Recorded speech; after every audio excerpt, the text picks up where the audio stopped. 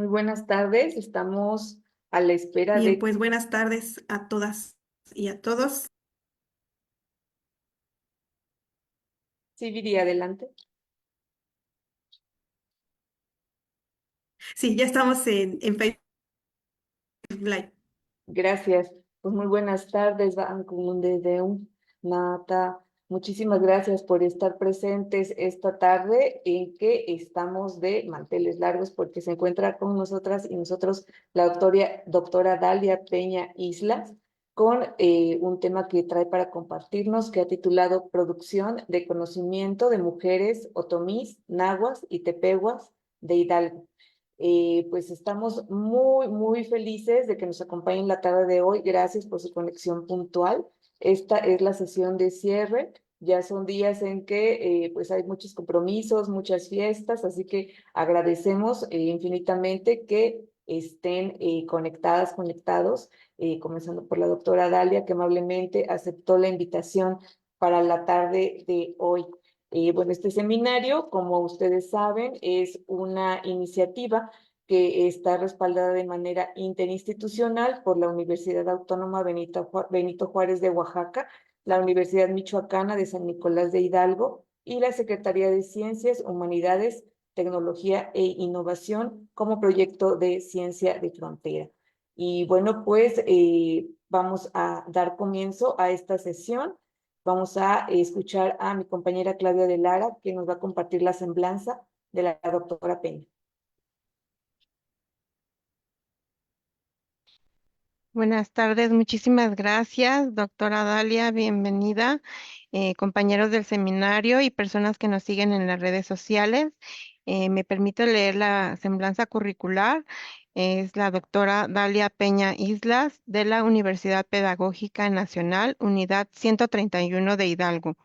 Profesora de tiempo completo de la Universidad Pedagógica Nacional, Unidad 131 Hidalgo, con especialidad en docencia por la Universidad Autónoma del Estado de Hidalgo en el 2009. Maestría en Ciencias de la Educación por la Autónoma del Estado de Hidalgo en 2011 y doctorado en Antropología Social por la Universidad Iberoamericana Santa Fe en México, Distrito Federal.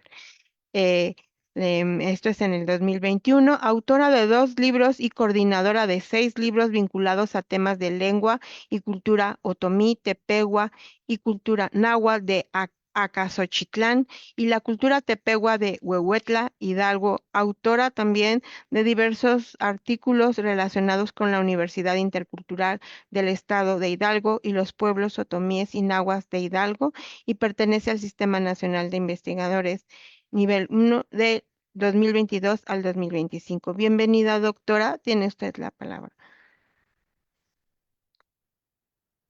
Pues buenas tardes, muchas gracias primero Claudia, Lilian, al doctor Osiris por considerarme para este seminario, agradecerle también al doctor Raúl Macuil porque fue quien me invitó a Chapingo y pues de ahí afortunadamente pues fue del agrado la ponencia que compartí en ese momento sobre los buddies. El día de hoy voy a presentar algo un poco distinto, diría yo, en el sentido de que los badis es un tema muy importante para la región Otomí-Tepehua, pero normalmente a los badis se les reconoce como hombres, ¿no?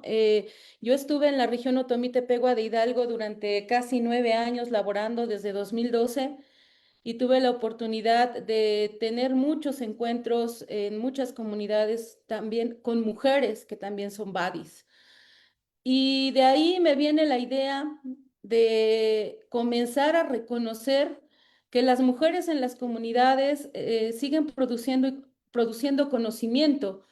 ¿Y por qué le titulo producción de conocimiento?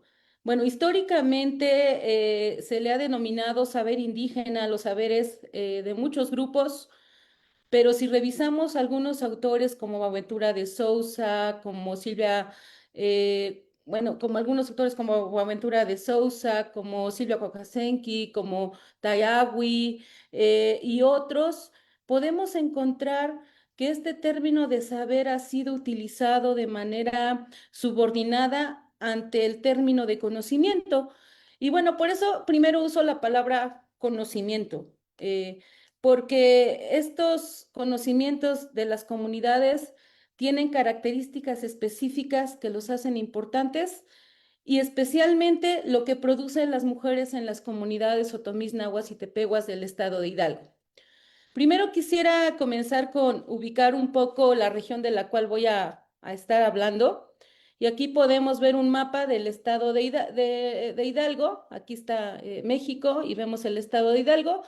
Y bueno, tenemos la región Otomí-Tepehua, se considera que está conformada por 3 municipios que aparecen acá en azul claro: San Bartolo, Tutotepec, que encontramos población que habla otomí y yuju, que es una variante del otomí. En el azul más fuerte encontramos Tenango de Doria, que también hay hablantes de otomí. Y en la parte naranja encontramos Huehuetla, en donde tenemos hablantes de la lengua tepehua. Es una lengua que tiene aproximadamente 9,000 hablantes, que se encuentra en riesgo. Y bueno, hay otro municipio que aquí no se alcanza a ver, pero que está más abajito, que es Acasochitlán, el cual geográficamente no se considera como parte de la región otomí, pero socioculturalmente tiene mucho vínculo con la región. De hecho, es muy curioso que en Acasochitlán, en donde el 90% de la población, 99% de la población es, bueno, hay población hablante del náhuatl en su mayoría, encontramos una comunidad allí dentro de esta población que hay hablantes de otomí. Y bueno, socioculturalmente, Acasochitlán tiene mucha similitud con prácticas que se desarrollan en San Bartolo, en Tenango de Doria y en Huehuetla. En este transitar por esta región de 9 años, en mis notas de campo, voy encontrando que tengo muchos registros de mujeres. Y desde que se sube uno a un camión que sale de Tulancingo, Hidalgo, y que va a la región Otomí, Tepehua, no sé si alguna vez se llegaron a subir esos camiones que les llamaban guajoloteros, que arriba llevaban unas canastillas, pues son estos, ¿no? Y así se llaman tepehuas porque van a la región Otomí Tepehua. Y bueno, sí, estos camiones siguen funcionando para la gente para llevar gallinas, guajolotes, porque suben a Tulancingo Hidalgo, que es el centro comercial como de toda esta región del este, muy fuerte. Sube la gente a vender sus productos, a hacer intercambio comercial, y también a llevarse productos de Tulancingo. Y en este camión podemos ver a las mujeres. Ahí hay una mujer nahua que está volteada. Esta fotografía es de 2012, ahí la guardé, porque se puede observar cómo las mujeres están muy activas en todos lados. Y bueno, esta región se caracteriza por la producción de piloncillo, porque se cultiva la caña. Aquí en esta región se encuentra este lugar de donde surgen los tenangos, San Nicolás, estos bordados de colores que se han vuelto muy, muy famosos, pero también hay otros bordados que se han visto invisibilizados por los tenangos y que son principalmente elaborados por mujeres otomís, y que son hermosísimos y mucho más antiguos incluso que el tenango, ¿no? Que son los pepenados de los cuales voy a hablar hoy. Bueno, aquí podemos ver otra imagen abajo. La región se caracteriza por tener un bosque mesófilo de montaña, y entonces este tipo de vegetación también permite, pues, se siembre cacahuate, que se siembre caña, que se siembre cilantro, que se siembre incluso café. La región de Hidalgo, esta región de Hidalgo es productora enormemente de café, y las mujeres tienen una participación muy importante en actividades productivas, en actividades rituales, que socialmente hacen que éstas cobren mucha importancia, que culturalmente se permita que estas actividades se sigan desarrollando, porque el papel de la mujer es muy importante para la transmisión intergeneracional de conocimientos de sistemas productivos, de ritualismo, de mayordomías, de artesanías, de tejidos, etcétera. Eh, bueno, voy a comenzar con un caso de mujeres que ellas se encuentran en Huehuetla, Hidalgo. En Huehuetla, Hidalgo, aunque es una comunidad tepehua, también encontramos habitantes hablantes del otomí. Estas mujeres que presento aquí elaboran comales de barro en una comunidad que se llama Santa Inés, que ahora con las lluvias que hubo fue una de las comunidades más afectadas porque pues hay que subir el cerro, ¿no? En yeguas o en caballos, para llegar a la comunidad está en lo alto, hay que cruzar todo el cerro. Y estas mujeres pues tienen una función social y cultural muy importante en la comunidad. Aquí podemos observar que en la comunidad hay esta división como de roles todavía, en donde pues los hombres se van al cultivo, ¿no? Siembran maíz, frijol, café principalmente, pero la responsabilidad del cuidado de los niños es de las mujeres. Entonces, ellas transmiten ahí la lengua, todavía la transmiten, es una comunidad donde se habla el otomí y mucho de esto es gracias a la transmisión que hacen las mujeres a los hijos y a las hijas.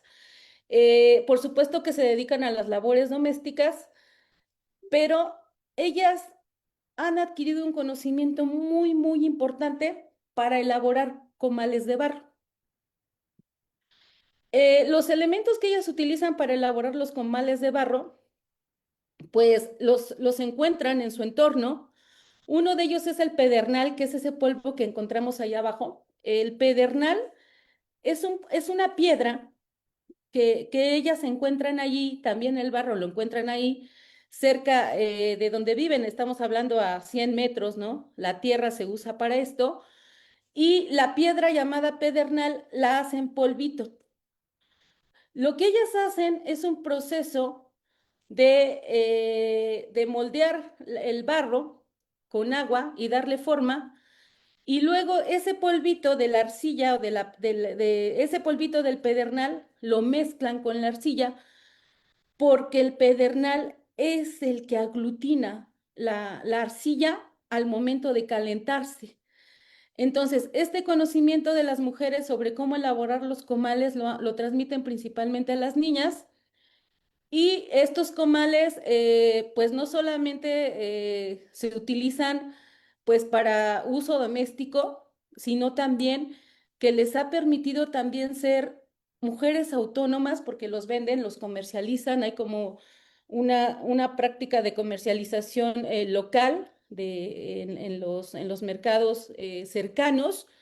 Y pues las mujeres también han fortalecido mucho su identidad y la siguen fortaleciendo con esta práctica. Aquí podemos ver los comales de barro.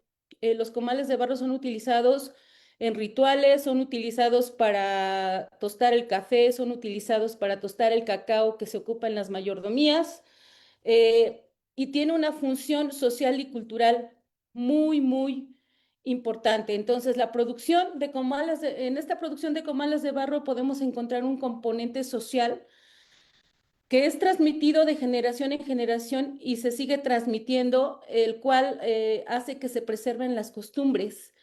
Y bueno, ellas tienen una técnica, saben calcular las cantidades de arcilla, saben calcular las cantidades de pedernal, tienen un vínculo muy importante con la naturaleza al reconocer la diferencia de lo que es la arcilla de otro tipo de tierra, saben dónde extraerla, cómo prepararla, ¿no?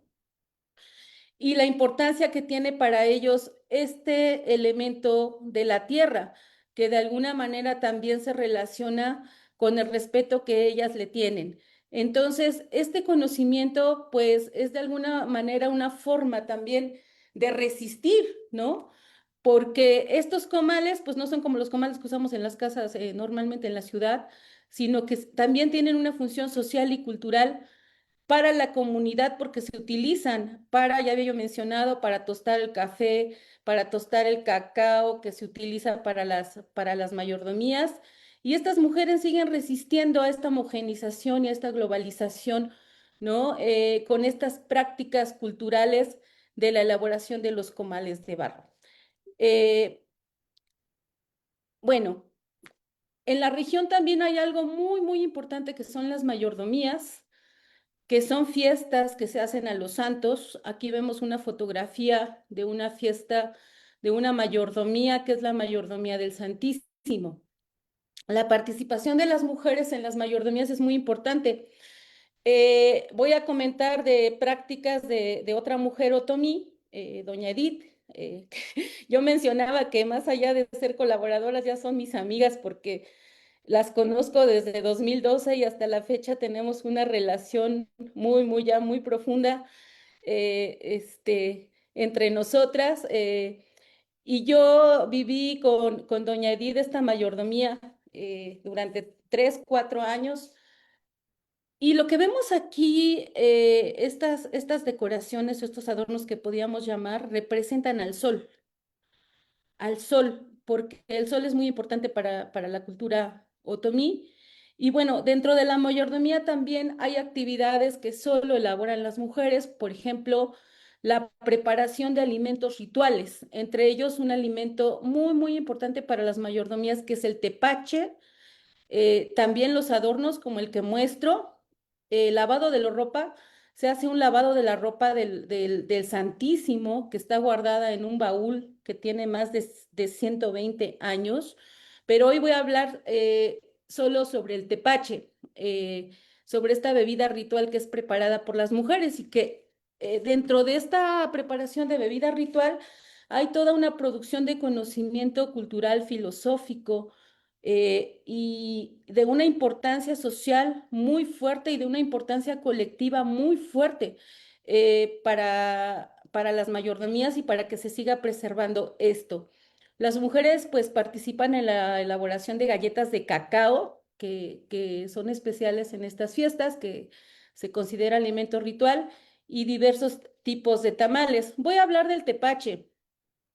El tepache es una bebida ritual que solamente la preparan las mujeres dentro de las mayordomías. En el caso de la mayordomía del Santísimo, pues hay diputadas que son mujeres que se nombran para la elaboración de cada elemento, de cada alimento, incluso y de cada elemento que es parte de la mayordomía. Se nombra una diputada que es una mujer responsable de elaborar el tepache.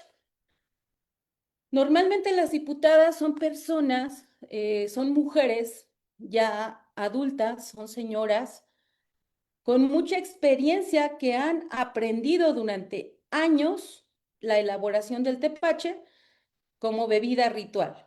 Eh, Antes de elaborar el tepache, tiene que hacerse una ofrenda al tambo donde se va a elaborar el tepache o el tepache mismo y eligen un día.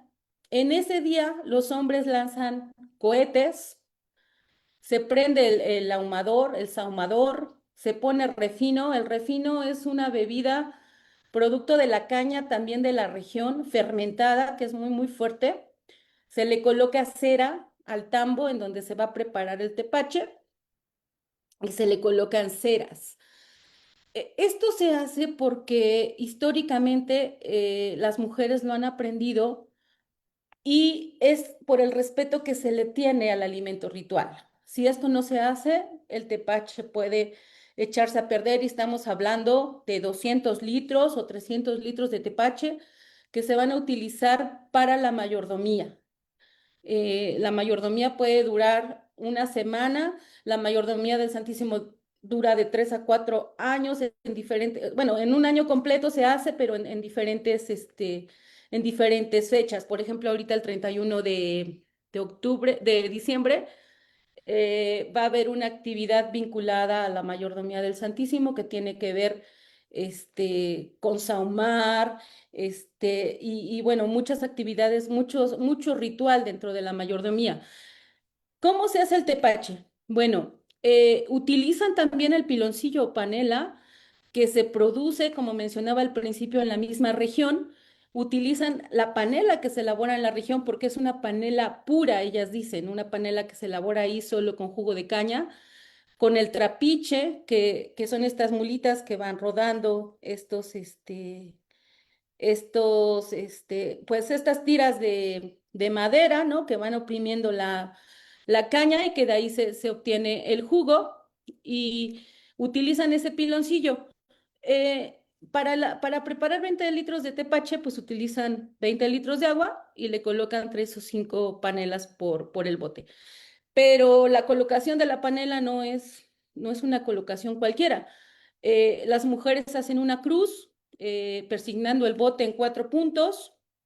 Primero se colocan la cabeza, la primera panela, luego los brazos y luego los pies, y así se va colocando todas las panelas hasta que se terminan.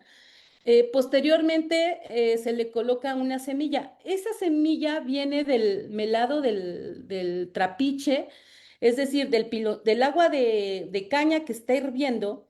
Este, para preparar el piloncillo se obtiene y se fermenta, pero esta semilla, que así le llaman ellas, se va compartiendo de mayordomía en mayordomía.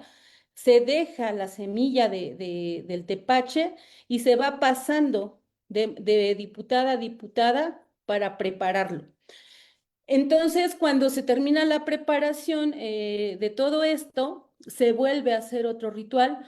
Se le pone la tapa al tambo del tepache y se hace un rosario de cempasúchil.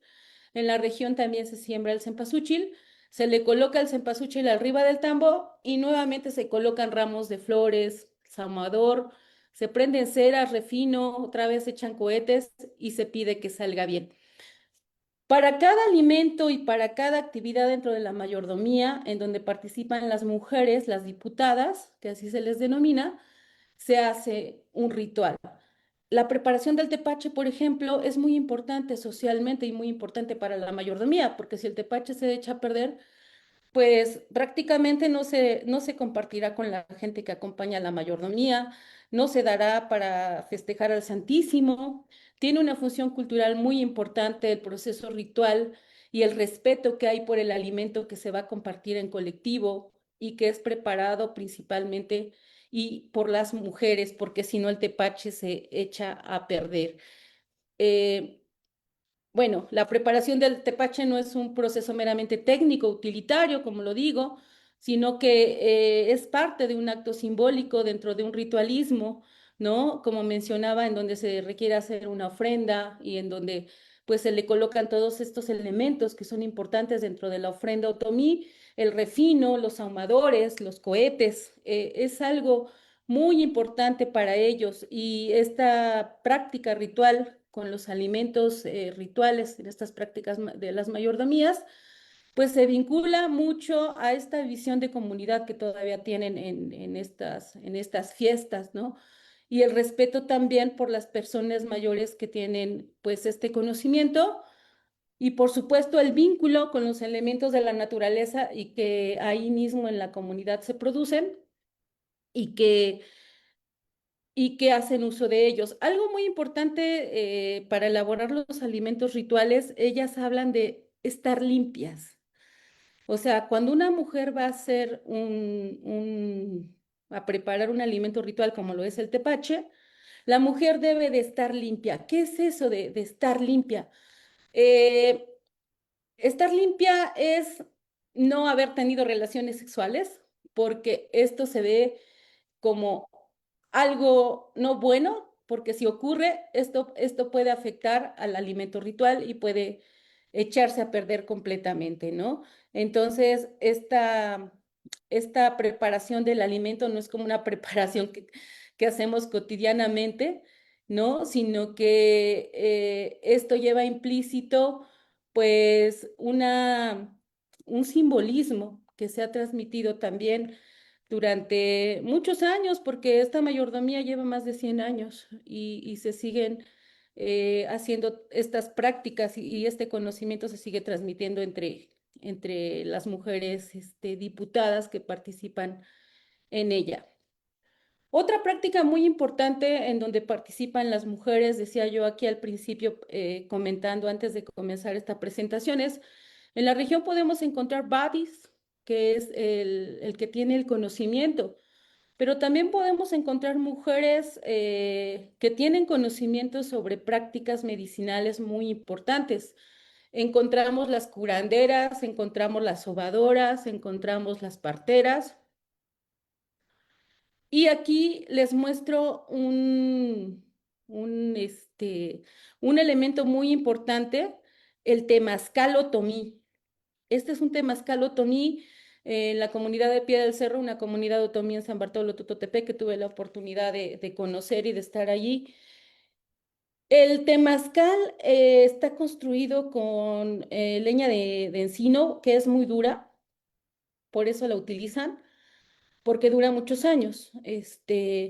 Y bueno, lo hacen de barro. Las mujeres principalmente lo usan para sacar el frío del cuerpo, del cuerpo de las mujeres recién aliviadas, que recién han parido. Y dentro del temazcal, pues hacen uso de hierbas de la región, hierbas calientes, dicen ellas, porque saben identificar entre hierbas para sacar el frío del cuerpo, hierbas calientes, y hierbas frescas para sacar el calor del cuerpo.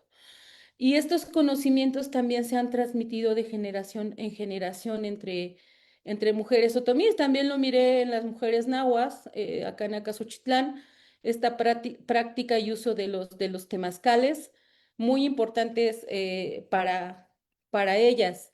Y bueno, en toda la región podemos encontrar mujeres tejedoras, mujeres bordadoras, mujeres que hilan no solo hilos, sino que hilan historia, hilan conocimiento intergeneracional.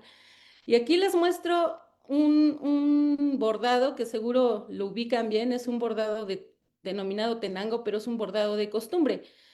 El tenango tiene una historia, hay mitos sobre el tenango. De hecho, hay una lucha muy fuerte en la región sobre si el tenango surge en San Nicolás o surge en San Pablo.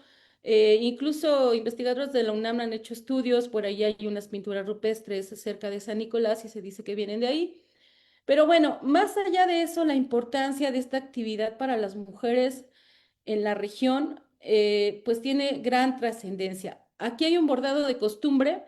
Los bordados de costumbre se caracterizan por bordados que reflejan las prácticas culturales de las comunidades. Aquí vemos justo una mayordomía, un bordado en donde vemos a las mujeres preparando aquí los alimentos, ¿no? Van a echar la gallina, el guajolote a la olla para prepararla, los músicos, los colores, etcétera. En la región podemos encontrar mujeres que hacen tenangos, pero también que hacen un bordado mucho más antiguo que el tenango y poco conocido, que se llama pepenado en una comunidad de Santa Mónica, una comunidad otomí. Estas mujeres tienen memorizadas las formas de los bordados. Aquí podemos ver estrellas. Ellas bordan elementos de la naturaleza, estrellas, flores, montañas, animales, humanos. Y este pepenado se caracteriza porque va por conteo. Es un conocimiento que se sigue transmitiendo de madres a hijas y que es un bordado muy complejo y que les lleva muchísimo tiempo, ¿no? Y que es poco conocido y reconocido. Y en esta comunidad se sigue haciendo y bueno, esto fortalece la identidad de ellas en la comunidad, por supuesto, en la región y también las fortalece identitariamente. Siguiendo hablando de las mujeres bordadoras, les voy a compartir el caso de doña Lucrecia Hernández. Ella es nahua. Ella tiene actualmente 62 años, ahí vemos una foto. Ella es de la comunidad de Santana Tzacuala, en Acasochitlán. En esta comunidad todavía hay parteras, ella nació con partera, pero ya vemos muy pocas. No voy a hablar hoy de la partera porque ese es otro conocimiento muy importante de las mujeres, la partería, que también voy a considerar para este trabajo, pero bueno, quizá tenga la oportunidad más adelante de hablar sobre eso porque esto es muy, muy extenso. En la comunidad ya no hay parteras porque el centro de salud entró, ¿no? Y ahora para que las parteras puedan desempeñarse, pues tienen que tomar certificaciones del centro de salud y aquí es donde empieza como este peso y esta discusión sobre el conocimiento de las mujeres parteras y lo que les viene a imponer el centro de salud y los condicionamientos que hay este tipo de conocimiento que ellas han heredado por años. Bueno, doña Lucrecia, pues nace en Santana Zacuala con una partera. Sus papás fueron María Micaela Vargas Suárez y José Faustino Hernández. Ella me platica que su mamá también era bordadora. Ellas son especialistas en telar de cintura. En esta comunidad, si uno va a la comunidad, puede encontrar casi en cada casa que la mujer tiene su telar de cintura. ¿Por qué? ¿Por qué sigue resistiendo esta práctica en esta comunidad? Incluso es sorprendente cuando uno llega porque las mujeres andan con su vestimenta, las niñas también, las jovencitas también. Yo cuando llegué ahí me impacté de la fuerza de las mujeres, del orgullo con el que portan su traje típico. En Santana Tzacuala yo me sentía como si estuviera en San Cristóbal de las Casas, en Hidalgo, y estaba en Hidalgo, en una comunidad en agua de Hidalgo, con mujeres que tienen una identidad muy fuerte, una identidad náhuatl muy fuerte. ¿Y por qué? Pues porque las niñas comienzan a aprender esto del telar desde los 7, 8 años. Y lo aprenden observando y también lo aprenden porque las mamás o las abuelas les enseñan a armar el telar desde esa edad y las comienzan a dejar solas desde esta edad para que ya comiencen a hacer sus primeros hilados. Me decía doña Lucrecia que esas son las edades en las cuales las niñas comienzan a aprender. En su caso, lo comenzó a aprender un poquito más tarde, a los 10 años, pero es una experta. Ella me explicaba toda esta parte técnica del telar. Esos palitos que ven ahí se llaman otates. El telar se compone de 4 otates. Aquí los podemos ver, los 4 otates. Y una lanzadera, que es este palito que va en medio, que pues le sirve para ir de alguna manera haciendo la figura, que se pone en medio para urdir el hilo, ¿no? Pero algo bien interesante, voy a regresarme, vean la posición de la mujer, ¿no? Para colocarse el telar, porque se llama telar de cintura porque se amarra de la cintura. Entonces, doña Lucrecia, por ejemplo, no se dedica todo el día a estar hilando, ella lo hace 1 o 2 horas al día porque pues aquí las mujeres también tienen actividades domésticas como el quehacer de la casa, la preparación de los alimentos, la responsabilidad de los niños. Y algo importante es ver cómo este conocimiento se convierte en un saber corporal. ¿Por qué en un saber corporal? Hay una conexión entre el instrumento, que es el telar, y el cuerpo de la mujer, y el cuerpo por la práctica, por los movimientos, va memorizando incluso la fuerza que debe de tener en las manos para apretar los otates, para apretar y hacer correctamente el hilado. Entonces, hay un saber corporal aquí en ellas muy, muy interesante, un saber técnico, por supuesto, de armado de los telares, una memorización impresionante de los telares que hacen, una creatividad e innovación. Y bueno, las mujeres no solo hilan en el telar, ahorita voy a platicar más adelante. Doña Lucrecia me dice que se tarda más o menos 15 días en elaborar un keshkemel. Ahorita les voy a mostrar un keshkemel tradicional de la comunidad, dedicándole entre 1 o 2 horas diarias, ¿no? Y bueno, por ejemplo, el keshkemel tradicional de la comunidad es hermosísimo, es negro con blanco. Y pues tiene un costo más o menos de 2.500 pesos, porque pues es un trabajo pues muy impresionante que ellas tienen que hacer con el hilado. Ella me comenta que dentro de los hilados que hacen, la faja es algo mucho más complejo, porque la faja lleva muchos colores y lleva muchas figuras, y pues esto requiere de un trabajo de memorización muy fuerte, pues para no equivocarse, ¿eh? Que ella dice que no, realmente no, con la práctica desde los 7 o 8 años, pues realmente ya es algo que tienen interiorizado en su cuerpo, ¿no? Es un aprendizaje, es un conocimiento ya de muchísimos años y que todavía lo siguen preservando. Bueno, Lucrecia, y no solo Lucrecia, en esta comunidad, uno se puede percatar que las mujeres cuidan borreguitos, borregos. Ellas también realizan esta actividad. Tienen una relación con estos animales muy, muy peculiar, los adoran y bueno, porque ellas no solo hilan, también preparan la lana, trasquilan los borregos, ellas mismas los trasquilan, los cuidan, los pastorean y trasquilan los borregos cada año. Es un proceso que solo se puede hacer cada año, es decir, tienen una experiencia y conocimiento del crecimiento de los borregos, de la cantidad de lana, y hay un respeto por estos tiempos y estos procesos naturales de los animales. Y es por eso que recobra importancia toda esta práctica también, por esa relación y ese saber también ecológico que ellas tienen de cómo tratarlos. Para trasquilarlos, pues los amarran de las patitas y de las manos, los acuestan en el piso y los trasquilan con las tijeras, ¿no? Pero yo le decía, ¿cómo le hace si uno cuando se corta las uñas a veces se lastima, ¿no? O se llega a sangrar. Dice que son muy cuidadosas, que lo hace muy lento, pues porque no los quieren lastimar, saben que estos animales representan para ellas algo muy, muy importante, ¿no? Porque se produce la lana, después de trasquilarla, pues la ponen a remojar en agua fría y la dejan un día completito remojando. Al otro día se lava muy bien la lana, ya que esté bien blanquita, blanquita, lo más blanquita y limpia posible. Se la llevan a Tulancingo, se la llevan a cardar. Ella dice, este proceso no lo pueden hacer ellas porque requieren de una máquina más grande en donde estiran la lana y ya les dejan formado de alguna manera el hilo. Y entonces ellas ya con el malacate, pues van generando ya ordenando los hilos para colocarlos en el telar de cintura que mostré aquí. Bueno, no lo veo aquí, estos, ¿no?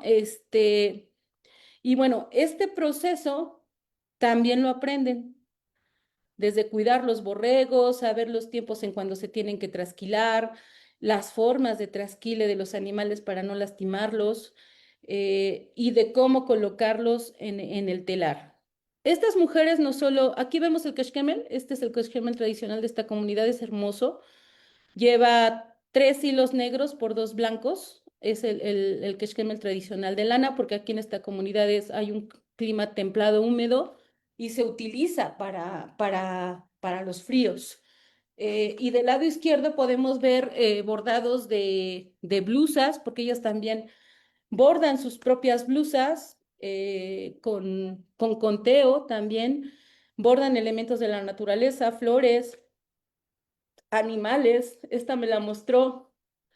Hace un mes estuve con ella y me mostró esta que ya tenía para esta, para estas temporadas, ¿no? Porque también las venden, no solo las arman para el uso individual para sus hijas, para ellas, sino que también las venden. Y bueno, aquí podemos ver el costo de una blusa de este tipo es de 4,000, entre 4,000 y 6,000 pesos. Esta, por ejemplo, 4,000 pesos, pero podemos ver el trabajo impresionante del bordado.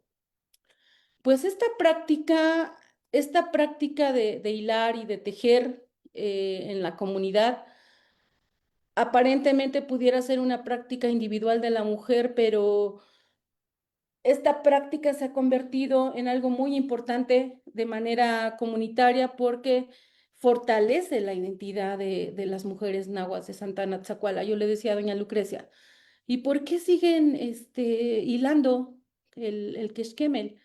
¿Por qué siguen haciendo las blusas? Y ella me respondió así literalmente, para no perder la tradición. Ella dijo así, para no perder la tradición del traje típico de las mujeres de Santana Tzacuala. Es muy importante para ellas portarlos y es muy importante para ellas elaborarlos porque además son muy costosos. Yo creo que si los compraran, pues también sería ya muy complicado continuar con este uso de estas, bueno, de este tipo de trajes, ¿no? De las mujeres, de las blusas bordadas o del keshkemel tradicional de allí de Santa Ana Tzacuala. Y estas mujeres, como podemos ver, desarrollan conocimientos técnicos sobre el telar de cintura, sobre el armado del telar, ¿no? Sobre la función de los otates, sobre la función que tiene el hilo, la memorización para cada figura en las blusas, la memorización para las fajas. Esto fortalece fuertemente su identidad como mujeres nahuas y también les permite de alguna manera tener cierta independencia porque también pues venden estas piezas, ¿no? Que les hace tener sus propios recursos y ellas son muy importantes en la comunidad, las mujeres son muy importantes en la comunidad, son muy reconocidas y por esta práctica de hilar y de bordar, que no solo hilan keshkemel, sino hilan fajas, no hilan blusas, ¿no? Hilan historia, hilan conocimiento, hilan filosofía de ellas, lo que plasman en estos bordados es muy, muy importante para ellas, para las niñas y para la comunidad misma. Entonces, pues hoy les quería compartir estas experiencias de estos conocimientos de estas mujeres nahuas y otomís. Otra práctica que ahorita estoy conociendo a profundidad más y trabajando es con una mujer tepegua. Aquí titulé Producción de Conocimiento de Mujeres Otomís, Nahuas y Tepehuas.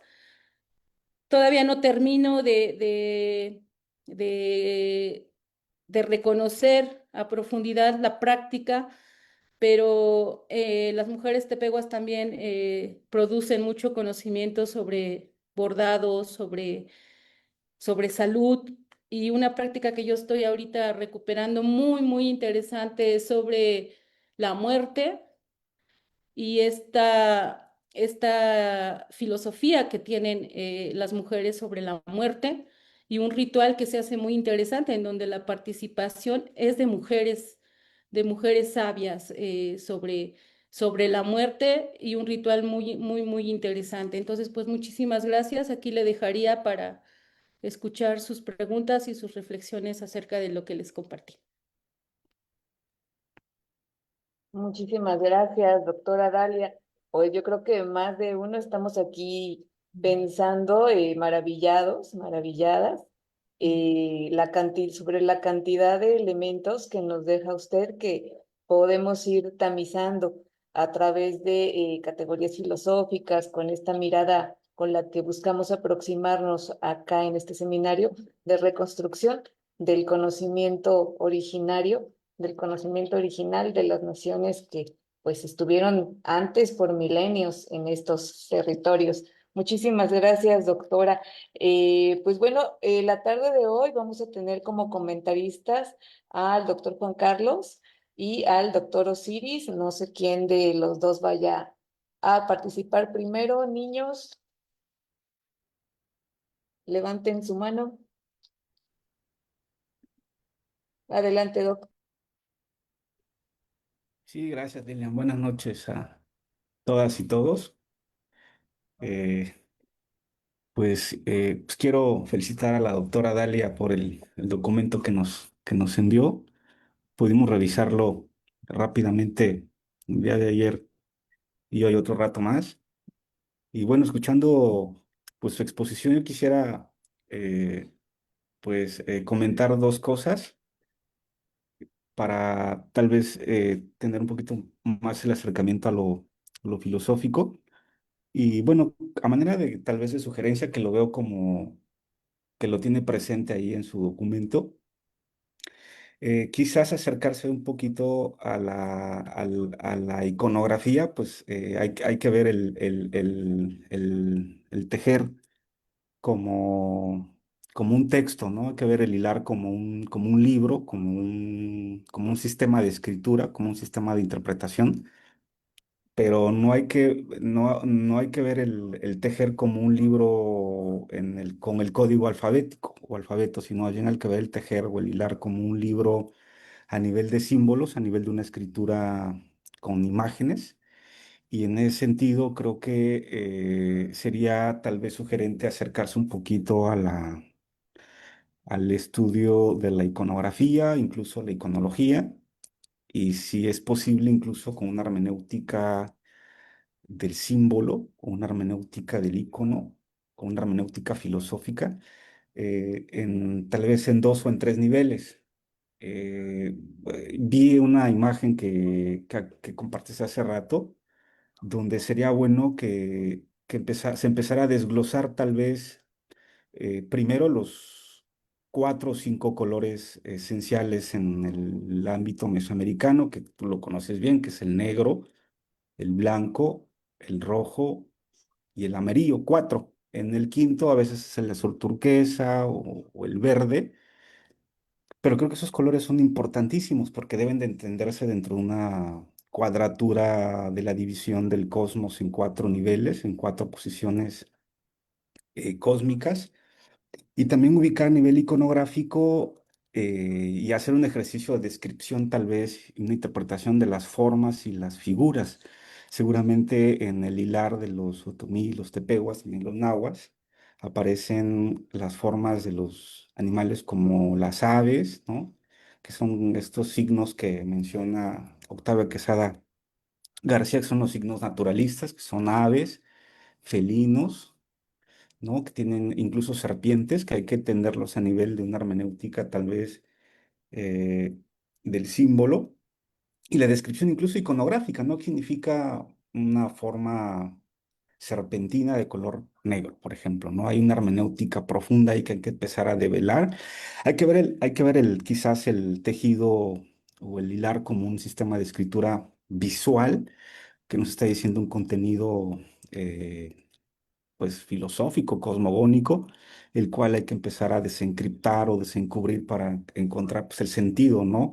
Por ahí recuerdo que escuché que el estilar es una forma de cómo las mujeres transmitían o resguardaban su conocimiento milenario. Hay un conocimiento profundo que está encriptado ahí en esta forma de tejido. Por eso sugeriría a nivel iconográfico ubicar estas figuras naturales, felinas, aves, serpentinas, y a nivel de una hermenéutica más profunda, Dalia, quizás ubicar algunos símbolos ancestrales. Por ejemplo, no recuerdo si es la segunda imagen que mostraste, aparecen las grecas y las escaleras y las espirales. Hay todo un campo complejo que hay que empezar a desencubrir y más si están orientadas también con composiciones astronómicas, calendáricas, ¿no? Tú también lo mencionaste en tu trabajo, ¿no? Haría falta establecer una correlación entre las formas, eh, pues naturales, repentinas, si es que tiene formas también de aves, con los colores y con las cuentas. Seguramente las cuentas que tú estás mencionando ahí tienen una cuenta calendárica y una posición astronómica. Entonces sería un conjunto de elementos iconográficos, repentinos, pero también ancestrales como la escalera, la espiral y las grecas, las elecciones de los colores que están orientadas también con rumbos cardinales y se ve formar también una especie de chacana. Seguramente está formada tal vez por 7 puntos, 11, 13 o 20. Hay que ubicarlas en las cuentas porque es un calendario, es un sistema de conteo matemático que hay que empezar a tratarle darle un trabajo tal vez más de interpretación en función quizás de esos elementos, ¿no? Colores, formas, símbolos, cuentas que podrían mostrar un ordenamiento coherente de un sistema de lenguaje visual, a partir del cual las mujeres quizás inconscientemente o arquetípicamente están tejiendo, pero están tejiendo un sistema de pensamiento que está encubierto en ese hilo, ¿no? Entonces no solo trata de hilar y que sea bonito se ve, ¿no? Qué colores tan bonitos, que es la mayoría de lo que nosotros hacemos, ¿no? Cuando vemos, qué bonito se ve, qué combinaciones tan hermosas, pero creo que el ejercicio es más o menos tratar de vincular, quizás yo sugeriría esos tres o cuatro componentes, ¿no? Las formas naturales, aves, felinos, serpientes, las formas ancestrales, grecas, espirales, escaleras, incluso las dobles S o las dobles espirales. La chacana tiene que ver con una forma cuadrangular, incluso en forma de romboide, con los puntos ahí constituidos dentro del propio romboide, el punto en medio, que podría ser el eje cósmico, Y la distribución de los colores, ¿qué elecciones podrán elegir las mujeres? Blanco, negro, rojo, amarillo, ¿no? Y empezar a generar esa cuadratura, ¿no? Este conjunto eh, de análisis a partir de sus componentes, ¿no? Y creo que ahí lo has mencionado, ¿no? Lo dices, que son figuras, colores y cuentas. Ahí están los tres registros. Yo agregaría más, que es el iconográfico, con estas figuras de animales tal vez, aves, serpientes, y empezar a darle una coherencia visual para tratar de a lo mejor de encontrar ahí cuál es cuál es el mensaje o el sistema de representación cosmogónico, calendárico, para pasar de un análisis, entiendo que es un borrador, para pasar de un análisis tal vez un poco descriptivo, contextual, a hacer un análisis más de tipo iconográfico quizás al principio, para pasar a un análisis iconológico y después pasar a un análisis de una hermenéutica filosófica del símbolo, ¿no? Que tiene que ver con una articulación de colores, formas y con un manejo calendárico. Claro, eso requiere un trabajo mucho más fino, pero lo que se procura acá más o menos en el seminario es aportar un poquito de las herramientas y un poquito de la información para poder leer este tejido como un sistema de comunicación visual que nos está dando un mensaje milenario de la comprensión del cosmos, de la comprensión del mundo, un sistema cosmogónico de visualización. Es una forma de escritura no alfabética. Esta es la más milenaria porque la alfabética podría tener unos 7.000, 8.000 años, pero esta tiene 20.000 años. Entonces, pues, tiene una antigüedad antiquísima y creo que hay muchísimo que hay que explorar a través de esas herramientas, ¿no? Iconografía, iconología y una hermenéutica filosófica o profunda de los símbolos, ¿no? A partir de la cuenta calendárica y los colores y ubicarlo tal vez como eje astronómico los 4 puntos, ¿no? Son las 4 divisiones temporales, los 4 colores, el eje y la conformación del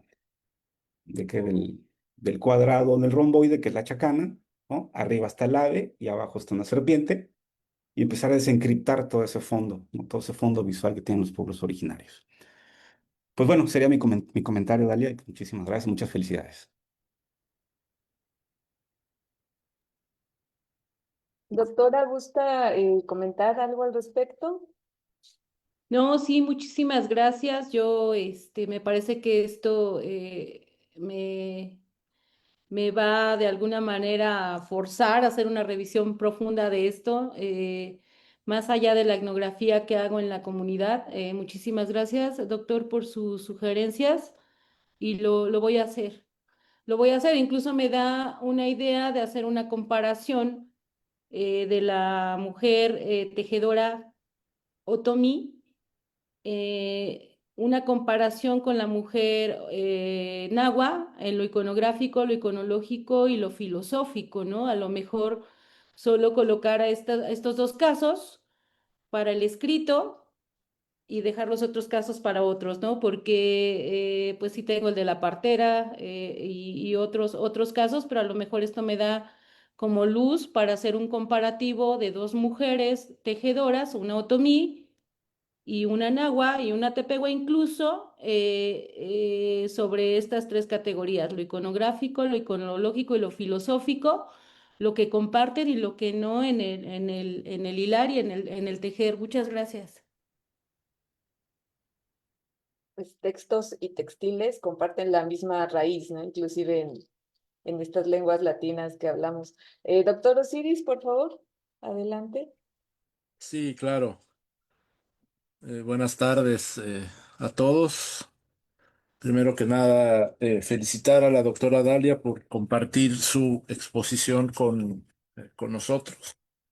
Y bueno, antes que nada, mi participación no va tanto para lo iconográfico o lo textil, es también para complementar, ¿no? Porque bueno, el rango de saberes fue bastante amplio, ¿no? La exposición de los diferentes tipos de conocimientos. Yo me voy a enfocar un poquito más en la parte médica, son los temas que de alguna manera yo trabajo un poquito más. Y bueno, tomé unas notitas de la presentación de la doctora, entonces hay unos puntos sobre los que me gustaría, por ejemplo, poder reflexionar. El primero es la función social del conocimiento, ¿no? Independientemente de si estamos hablando de los tejidos, de la preparación de alimentos, del temazcal, de las parteras, de la medicina, ¿no? Que fue todo el abanico de conocimientos que la doctora amablemente nos expuso, pues efectivamente, ¿no? Reflexionar primero esto, ¿no? Sobre un conocimiento situado, ¿no? Sobre la función social que tiene el conocimiento y una pregunta o una posible beta de investigación sería indagar un poquito más. Esto podría ser en la parte, en el marco teórico de su trabajo de qué manera el conocimiento tradicional representa una alternativa a la globalización, ¿no? Esta es una pregunta, digamos, general o un tema general que igual, ¿no? En un trabajo con una aproximación filosófica sería importante em, exponer, ¿no? O sea, darle peso, ¿no? Porque este conocimiento tradicional representa una alternativa, ¿no? Le llamamos globalización, pero también le podemos llamar estandarización, ¿no?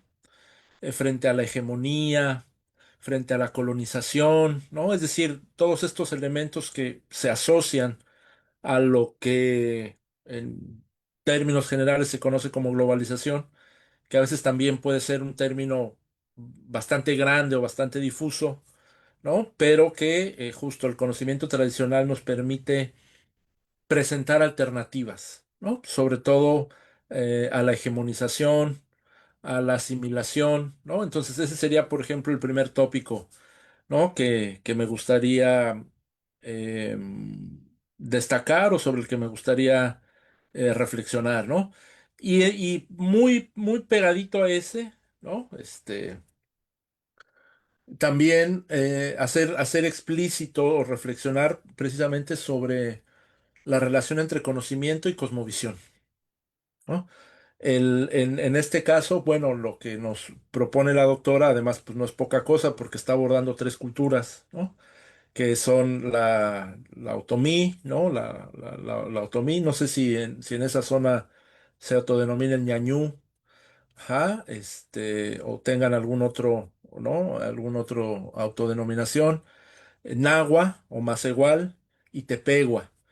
Entonces, claro, no es fácil, por ejemplo, abordar con detalle cada uno, pero sí sería interesante, ¿no? Aunque sea de manera breve, hacer explícito, ¿no? La forma en que estos conocimientos tradicionales se relacionan con una visión de mundo.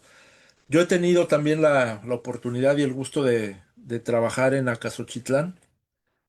Conozco Santana Zacuala, conozco el territorio, conozco ahí las personas, ¿no? Llevé a cabo ahí algunas entrevistas ya también. La primera vez que estuve ahí fue en el 2012. Estuve trabajando en el 2016, en el 2017, precisamente con los Tlamatque, ¿no? Con los médicos tradicionales, que es un poquito más mi área de conocimiento. Entonces, este trabajo de tejido que tienen estas comunidades es verdaderamente excelso. De hecho, podemos encontrar en el Códice Mendoza, en una de las láminas del Códice Mendoza, cuando, cuando se hace referencia a los impuestos, a los tributos que pagaban diferentes zonas o diferentes pueblos, pues ahí podemos encontrar el glifo toponímico de Acasochitlán.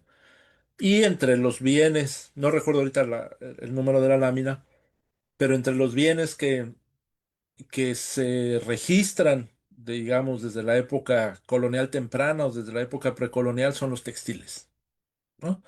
Mantas bordadas, blusas bordadas, ¿no? Y que, como mencionaba la doctora, requieren de bastante tiempo, ¿no? Para su elaboración, por eso son caros, ¿no? Son más caros que mucha de la ropa de marca que se vende homogeneizada en las tiendas departamentales en las grandes ciudades y precisamente tiene que ver tanto con el trabajo, pero también con la visión de mundo, ¿no? Lo que tenemos ahí son símbolos, lo que tenemos ahí son mensajes, historias, códices y por supuesto, pues no todas las personas ajenas a la comunidad tienen las claves, ¿verdad?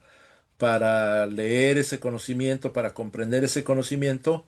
Y entonces, bueno, en ese sentido también sería fabuloso, ¿no? Que pudiéramos profundizar en la relación entre conocimiento y visión de mundo, ¿no? Tanto en la parte de los textiles como en la parte de la medicina tradicional, que bueno, es otro tema y que bueno, para allá voy, ¿no? Que es otro de los temas.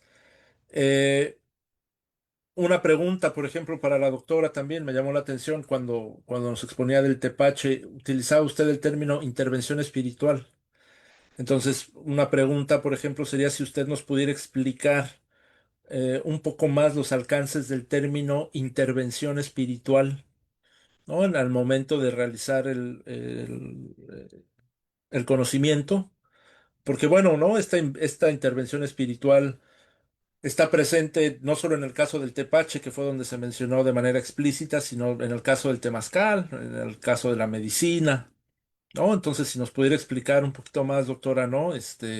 ¿Cuál es el alcance de este término intervención espiritual en la producción del conocimiento? Y también si nos pudiera explicar un poquito más, em, usted mencionó, por ejemplo, en el caso de la cultura otomí, el badí, ¿no? El badí que sería la persona sabia, la persona de conocimiento. En la cultura náhuatl tenemos el tlamatque, ¿no? O las tlamatcas, ¿verdad? Y si nos pudiera también usted compartir un poquito más sobre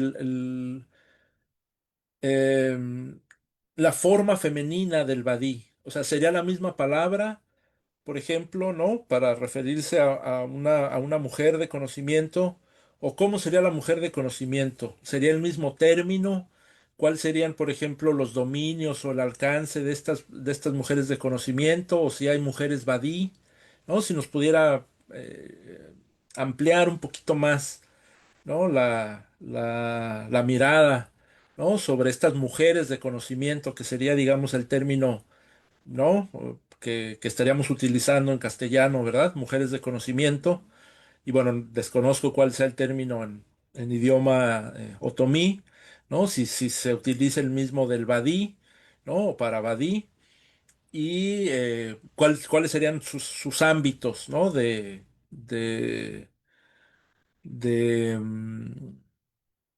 en el que son expertas ellas, ¿no? Ya nos mencionaba de la partera, nos mencionaba de la medicina, nos mencionaba las tejedoras, ¿no? Nos mencionaba las mayordomías. Entonces, si nos pudiera justo, ¿no? Explicar un poquito más sobre las mujeres de conocimiento, ¿no? En general. Y eso, ¿no?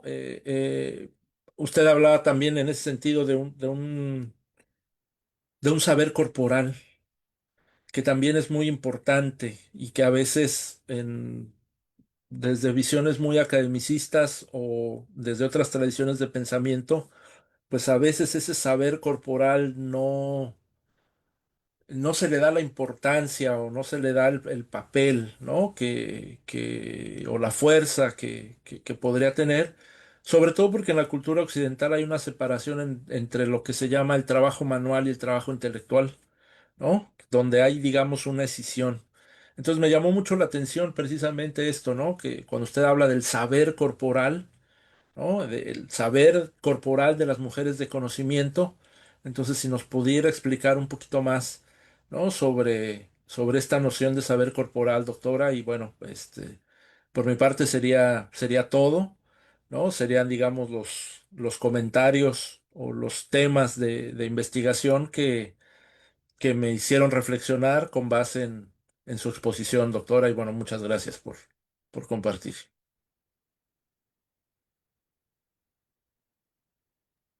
Pues bueno, yo creo que son muy profundas los análisis, doctor Osiris. Los agradezco.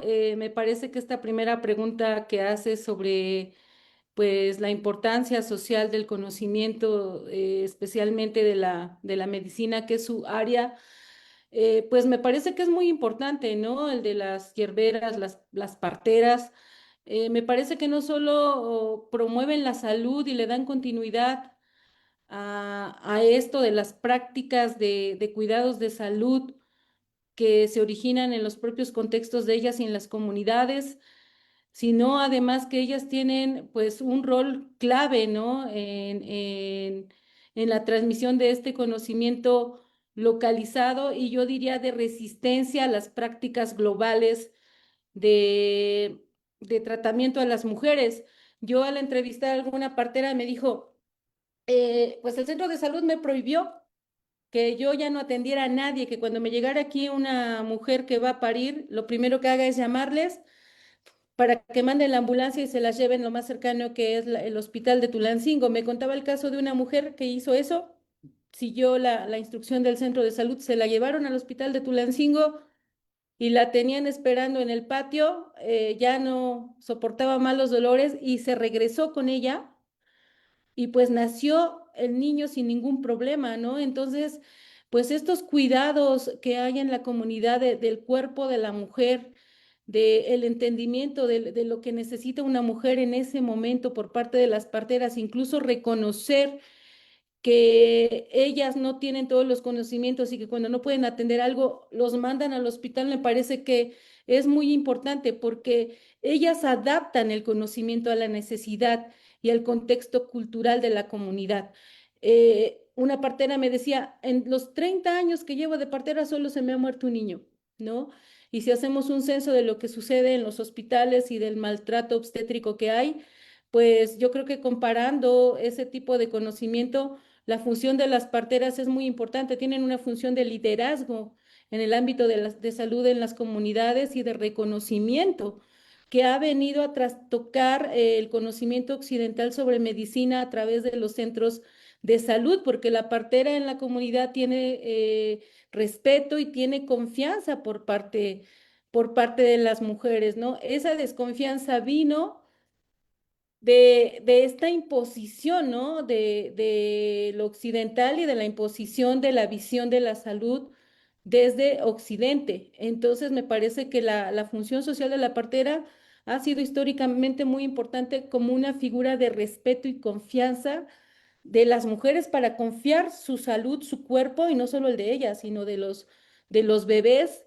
que vienen, que nacen y que las parteras no solo terminan su función al nacer el bebé, ¿no? Sino también después del nacimiento del bebé, en ese momento viene todo un ritual de recibimiento de los bebés, ¿no? Como los rituales que hay en Huejutla, que son muy importantes.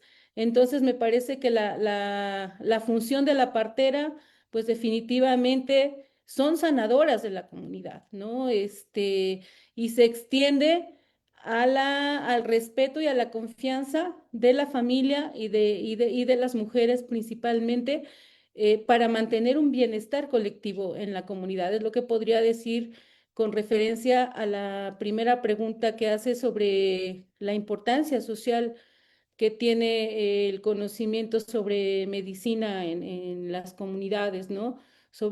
No solo sobre el cuidado físico de las mujeres, ¿no? Sino también un cuidado más allá de lo físico, porque son preservadoras de la cultura, de la comunidad en donde ellas han crecido y donde ellas han aprendido este tipo de conocimiento.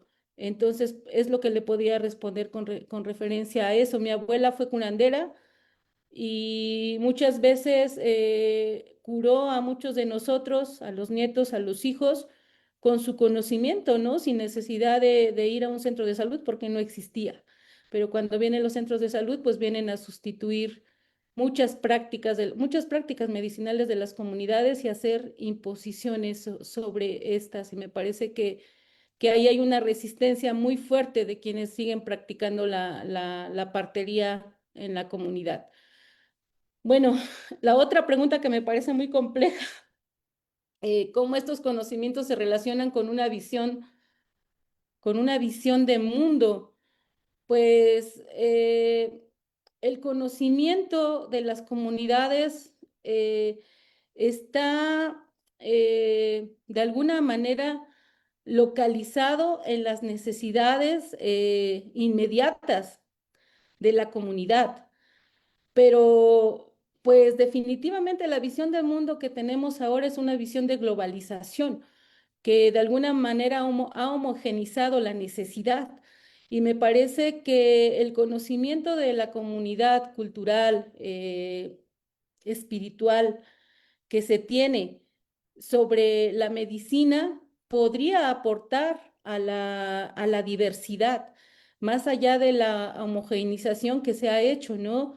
De las prácticas médicas, como si todos tuviéramos que recibir lo mismo. Me parece que la gente que practica la medicina en las comunidades, como las parteras o como la gente que sabe sobre plantas, no solo sabe sobre ese conocimiento, sino también va más allá de eso, sobre la necesidad que la propia gente tiene. Me parece que es una pregunta bastante compleja y que pues sí tendría que seguir explorando un poco más en el tema de la medicina tradicional. Pero me parece que estos conocimientos que existen, que todavía siguen existiendo en las comunidades indígenas, pueden ser muy útiles para ser retomados en los hospitales, ser retomados en los centros de salud, porque de alguna manera han sido segregados, ¿no? Me parece que el conocimiento sobre salud en las comunidades puede ser un conocimiento de prevención de enfermedad que no ha sido considerado fuertemente en el sistema de salud alópata. Más bien se ha desconocido y me parece que ahí pudiera haber una hibridación de conocimiento interesante del conocimiento local con el conocimiento global, ¿no? Y intentar hacer un diálogo entre estos dos conocimientos. Y bueno, me parece que la otra pregunta en donde, si no me equivoco, es sobre las mujeres Badi. Yo estuve trabajando colaborando y conociendo a un hombre Badi. eh, Me hice parte casi de su familia, me veía como una hija y escribí un libro sobre él, pero estaba tan centrada en él que no volteé a mirar a su esposa, ¿no? De repente platicaba yo con ella, pero un día tuve la oportunidad de que él no estaba y me quedé mucho tiempo platicando con su esposa y descubrí que ella tenía una función allí muy importante también en el ritualismo y que no solo el Badi hombre, ¿no? Se ha escrito muy poco sobre esta figura. Ella me dijo que era cantadora, ¿no? En esa comunidad era cantadora. Y yo le dije, ¿qué es una cantadora? Porque no lo había yo visto ni en los libros de Jacques Galinier, ¿no? Que ha escrito muchísimo sobre la cultura otomí. Y resulta que la cantadora es la que entra en contacto con el agua la toma, la pierde y empieza a hablar en otomí y le dice a la población cuándo quiere el ritual.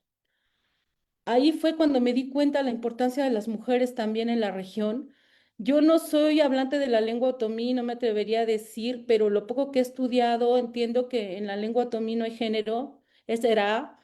He escuchado en algunas comunidades que les dicen badis a algunas mujeres, pero hay mucha más fuerza del badi hombre. A las mujeres generalmente se les conoce como curanderas, como hierberas, como sobadoras, como hueseras, como parteras, pero el término de badi es más dado al hombre, al sabio de la comunidad, ¿no? Es una figura muy fuerte masculina, el sabio, pero las mujeres también tienen mucha fuerza en la cultura otomí dentro de la medicina. Yo ahora he hecho unos versos sobre la cantadora porque dije, wow, yo nunca había escuchado de esta figura tan importante, ¿no? Que la toma el agua y cantadora porque habla y dice en lengua cuando el agua quiere el ritual, cuándo se lo tiene que hacer y cómo se lo tiene que hacer. Entonces, pues esta es la función de las mujeres dentro de la cultura otomí que yo alcancé a ver en estos 8 años allí en la región y por eso se me hacía interesante hablar de estas prácticas de ellas, y recuperar algunos casos, ¿no? Que ahorita con sus preguntas, pues me van a permitir profundizar y también preguntarles si ve como oportuno que yo también considere un caso de una mujer partera y no haga este comparado de las mujeres tejedoras porque es demasiado, ¿no? No se, sería un caso y no tres, porque también este tema de las mujeres parteras es muy interesante. Y bueno, sobre lo espiritual, si no me equivoco, que preguntaba. en Sí, el, intervención espiritual, usted mencionó, doctora, ese concepto en sí, una de sus láminas. sí, cuando yo hago las entrevistas con estas mujeres de las mayordomías, pues ellas hablan de estos rituales como algo más allá de lo que miramos, ¿no? Del refino, del tepache, sino que en esta parte de la ofrenda, eh, pues todo está impregnado de símbolos. Rituales y espirituales, porque en esta región hay todavía mucha práctica ritual a los elementos de la naturaleza, al agua, a la tierra, a los dioses, a los ancestros, al monte, al dejé, que es el agua en otomí. Entonces, cuando se pone la ofrenda al barril este donde van a preparar el tepache, pues allí está el agua dentro del barril, ¿no? Entonces, hay una conexión ahí con algo divino, con algo no tangible, pero que está presente para ellos, que es el dejé, que es el agua, ¿no? Y que no nada más es la bebida, o sea, que ahí hay un elemento muy importante que ha sido históricamente importante no solo para las culturas otomí, sino para otras, que es el agua, la tierra, el fuego, pero en este caso, en la preparación del tepache, pues está el elemento del deje, que es el agua, ¿no? Y ahí existe este como agradecimiento, de alguna manera. Cuando yo miré los rituales del agua, la lumbre, la tierra, es lo que me decían las personas de la comunidad otomí. Yo les decía, ¿por qué le hacen el ritual a la lumbre? Dicen ellos, porque cuece los alimentos, ¿no? A todo le dan agradecimiento. Hay una relación con los elementos naturales muy fuerte y muy distinta a la relación que tenemos nosotros como muy utilitaria. Allí hay una relación de respeto, de agradecimiento porque da, porque provee, porque nos permite la vida.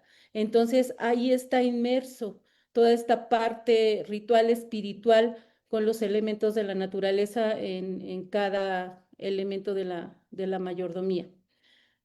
Y bueno, la última que me parece que tiene que ver con el saber corporal, este, pues yo hablo de un saber corporal más allá de los autores, pues porque las mujeres impregnan ese saber del movimiento con los telares, con la mano, lo interiorizan en el cuerpo, interiorizan el conteo, interiorizan la fuerza que deben de tener para apretar los hilos, interiorizan las posturas incluso que mantienen al amarrarse del telar, el vínculo que tienen con el telar, que más allá de un instrumento de trabajo es un instrumento de creación, de transformación, de simbolismo, como decía el doctor, ¿no? De iconografía, que tiene que ver con un mundo que les rodea, natural, de colores y que tiene significados para ello. Entonces, por eso yo retomo este concepto de saber corporal,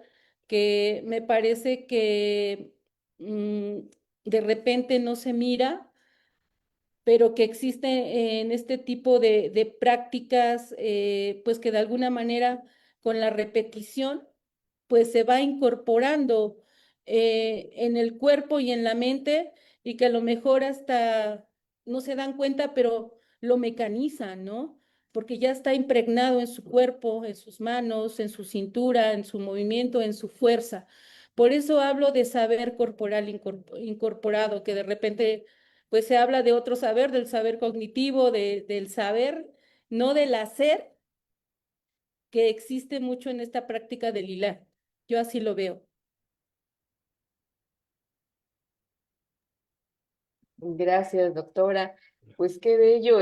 La verdad es que me hace reflexionar mucho en esta cuestión de la intervención espiritual y el equilibrio frío-calor que hemos trabajado a algunos de los que estamos en este equipo, porque finalmente está el calor presente, ¿no? Esta búsqueda de equilibrio tanto en la producción de un comal que será expuesto permanentemente al fuego, qué decir del temazcal, el tepache y su fermentación, que también conlleva esta cuestión del calor, y pues incluso la festividad del Santísimo, que da contexto, tiene forma de sol, ¿no? Ujú.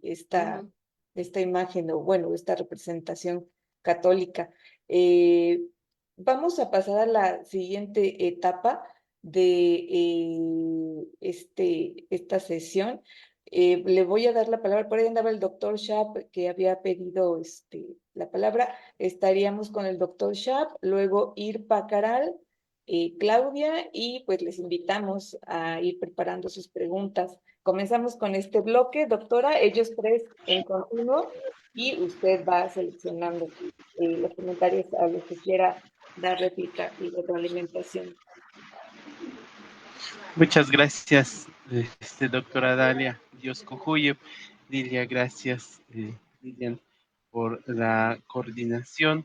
Y pues con todo lo que exponías, nos puso a reflexionar y a pensar, y sobre todo por esta cantidad de conocimientos que estaban ahí.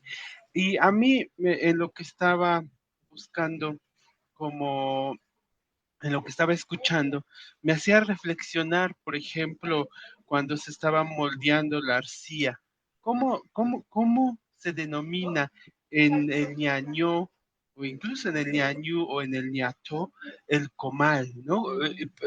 La denominación, porque en las lenguas llevamos sus usos, sus significados y demás.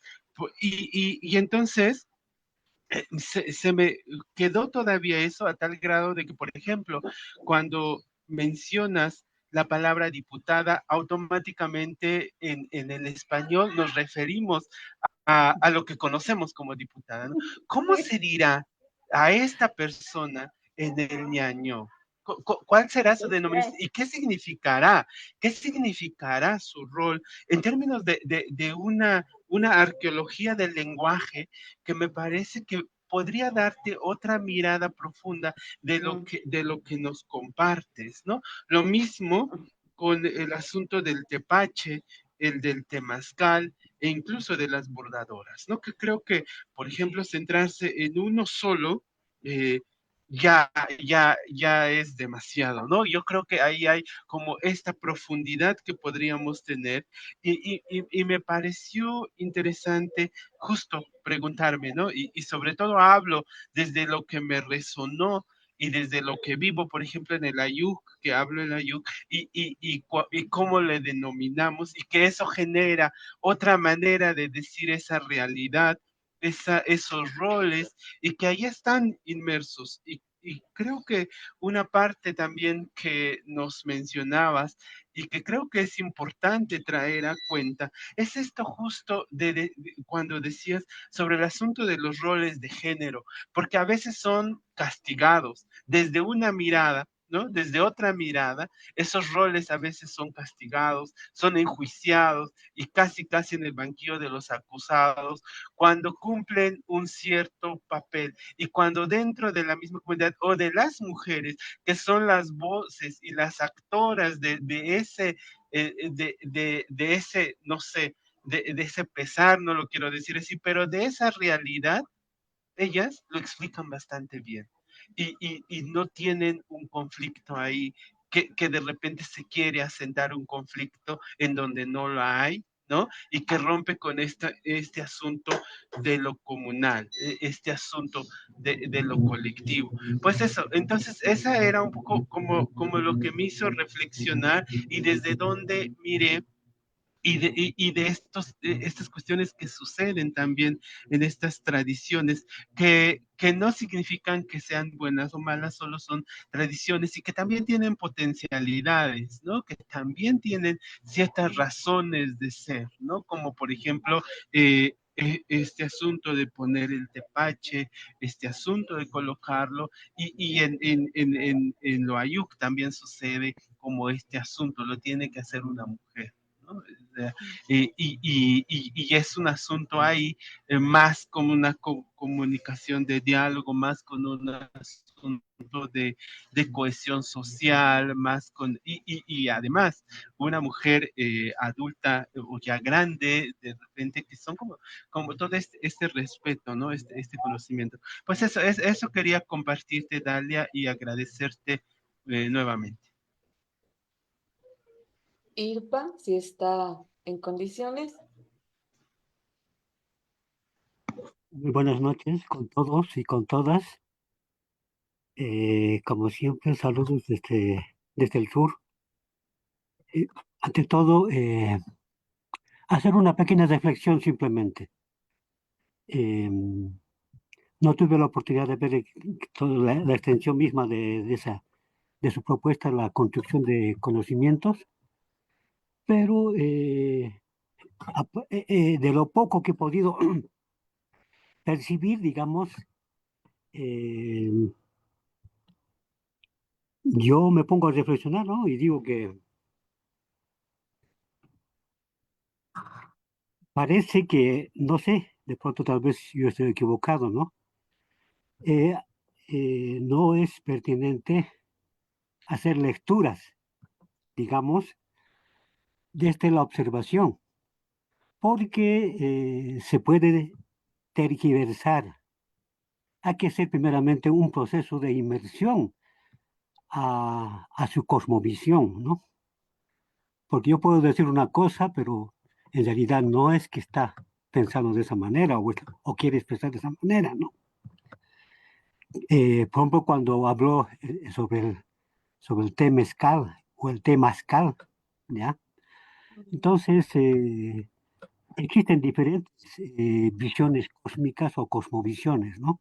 Ujú, Y me parece pertinente, digamos, manejar el lenguaje, hacer un proceso de inmersión ujú, a su cosmovisión, ¿ya? ujú, Porque no, todos tenemos diferentes formas de expresar nuestra realidad, ¿no? ujú, Y no caer, digamos, ¿no? Generalmente siempre nos dicen, ¿no? Que no tiene que existir un extractivismo académico, ¿no? O sea, no cometer, no entrarnos de ese ámbito, ¿no?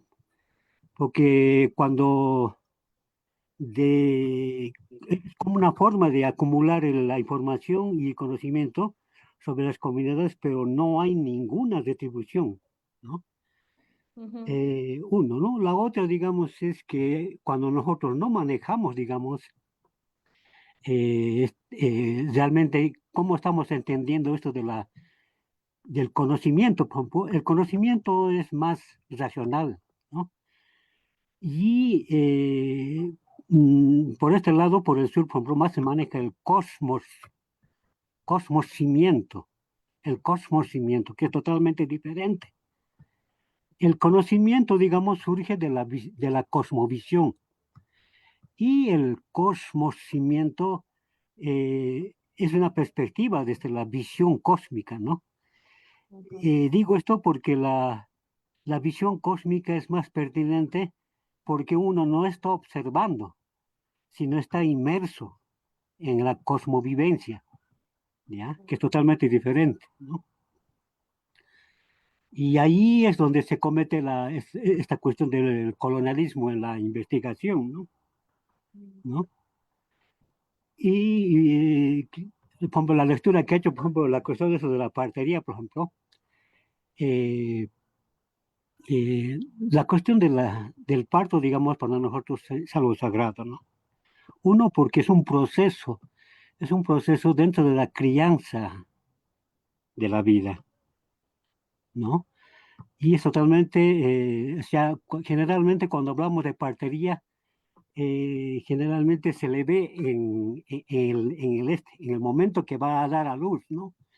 Cuando en realidad es todo un acompañamiento, es todo un acompañamiento de la crianza de la vida, ¿no? ujú, Y hay que ver todo ese proceso, ¿no?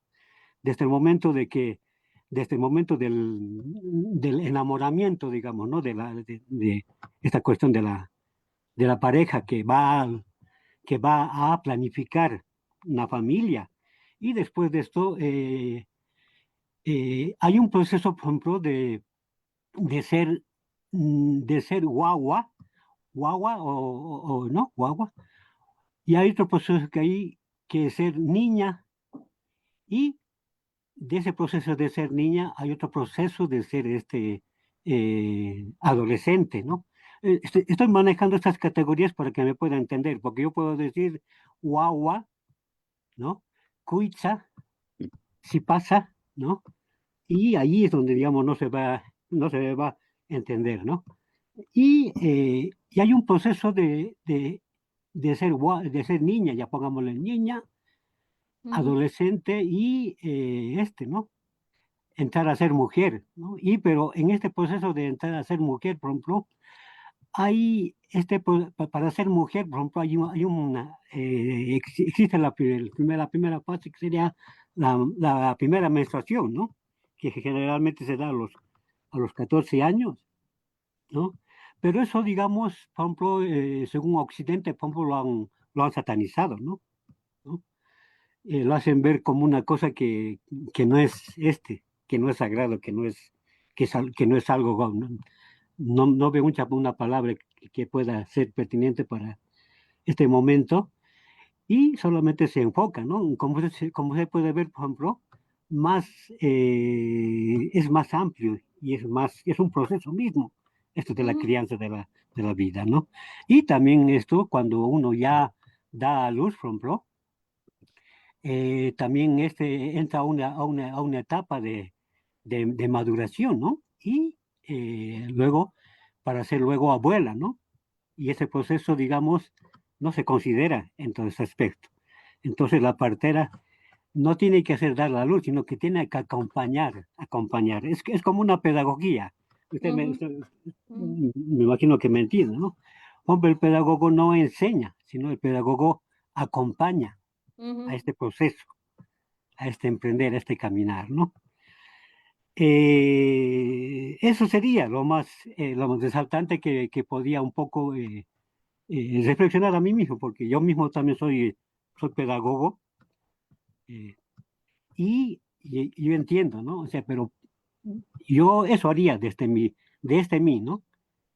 Desde mí, primeramente hacer un proceso de inmersión, a entender su cosmovisión o visión cósmica, ¿no? Después recién hacer lecturas, utilizando, digamos, categorías que, digamos, que ellos mismos. Y lo otro, antes de que se me olvide, dejar que más bien que la protagonista, la actora, por ejemplo, en la cuestión esta de los tejidos, expresen, dejarle hablar, más bien, es decir, dejarle hablar. Cuando maneja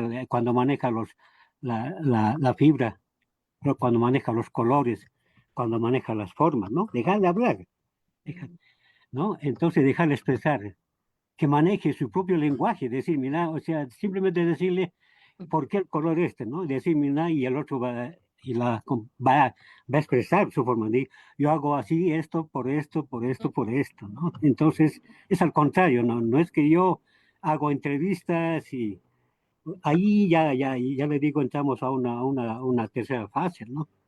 Que sería esta cuestión de la apropiación cultural, ¿no?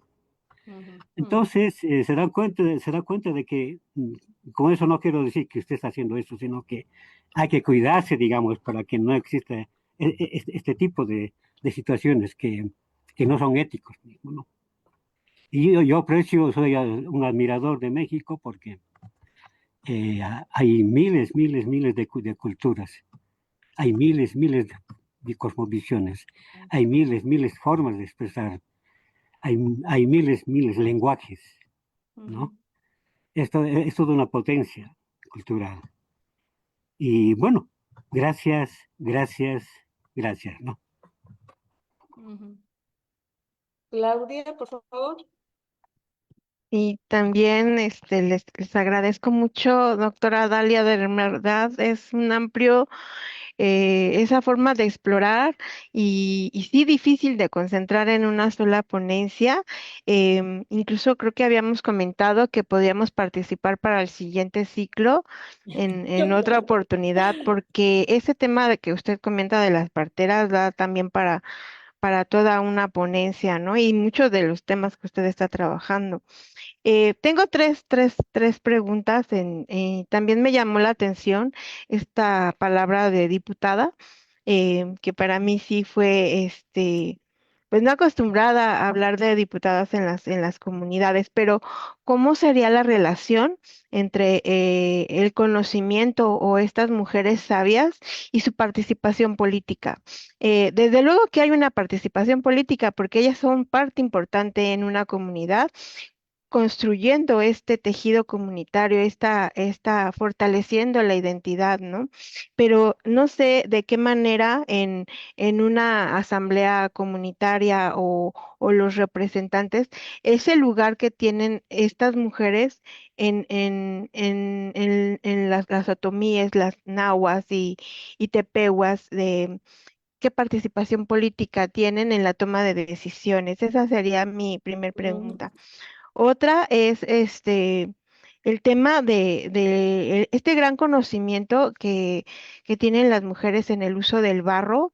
Y habló usted, por ejemplo, de un conocimiento de lo que son los materiales y de diferenciarlos para poder hacer un comal, ¿no? Habló del pedernal y habló de la arcilla y de cómo también se pueden mezclar un sinfín de materiales que pueden llevar a confundir. Es un trabajo muy pesado, incluso yo no me imagino a mujeres, pues triturando la piedra hasta volverla, pero habló usted también de así como de extraer el material, pero también hay un respeto. Entonces, ¿cómo equilibramos cómo es este ritual de respeto a la naturaleza cuando estamos utilizando el material y la tierra? Esa sería la segunda. Y la tercera es cómo reflexionan al interior las comunidades esta parte de la venta de las prendas, porque, por ejemplo, hay todo un conocimiento, incluso un valor, yo no diría monetario, pues un valor cultural que habló incluso con prendas de 3,000, de 4,000, no sé cuántas cantidades, pero cuando no somos de la comunidad y queremos utilizarlas, que de verdad son prendas hermosísimas. ¿Cómo lo reflexionan para que nuestros productos, para comercializarlos, pero también que no se pierda esa tradición y no se convierta en una mercancía que incluso se fusilan las formas del tenango en ciertas marcas, ¿no? Em, ¿Cómo lo reflexionan al interior de que sí es importante que ellas vendan estos productos, pero al mismo tiempo hay un riesgo de que se pierdan pues incluso el significado, ¿no? De los colores y de las formas, entonces, y que a veces traemos no sé, un poncho hermoso, pero ni siquiera sabemos el significado. Hasta ahí mis preguntas, gracias. Doctora, pues sabemos que de repente es difícil abarcar todo. Vamos a poner unos reglamentos en un futuro cercano. No, ¿Quién ya en sabe? serio. Bueno, vamos a seguir conversando seguramente. Usted está participando con nosotros esta tarde y pues Sí. ya es de casa en adelante, así que pues la vamos a estar molestando y dándole guerra. Cuente con ello para seguir conversando. Adelante, doctor. No, pues sí, la verdad que, bueno, primero las primeras reflexiones sobre las palabras. Yo no soy hablante del otomí. Yo estuve 10 años en la región y estudié la lengua otomí en la región. Eh, Anduve en las comunidades, estuve compartiendo con ellos, participando en las mayordomías, incluso colaborándoles con gestiones para que ellos bajaran recursos del gobierno del estado, de los proyectos de PACMIC, porque la mayordomía es muy cara. O sea, también ese asunto ha impedido que muchos rituales desaparezcan. Yo estuve con un sabio tepegua que me decía que ya no hacía el ritual de la Serena porque pues no tenía para todos los elementos, ¿no? Del ritual de la Serena, que ya se le llama así con los tepeguas, que es la sirena. Eh, Este, Y definitivamente la lengua otomí es muy compleja, tengo conocimiento de ella, pero no soy hablante de la lengua otomí para responder las preguntas que hace el maestro sobre el tepache pero me parece muy interesante el análisis que hace. Sí, sí lo puedo escuchar, lo puedo escribir, incluso revisarlo con las gramáticas, pero no soy hablante de la lengua otomí. Estuve en la región 10 años compartiendo, participando, inmersa con las comunidades otomís, nahuas, tepehuas hasta la fecha, pero no soy hablante de la lengua otomí. Yo he estudiado más el náhuatl que el otomí, mi ascendencia es náhuatl. Entonces, el término de diputada podíamos definirlo y como ellas lo hacen, las mujeres otomís y en las mayordomías son madrinas, ¿no? La madrina que se va a encargar de preparar el tepache, la madrina que se va a encargar de preparar los alimentos.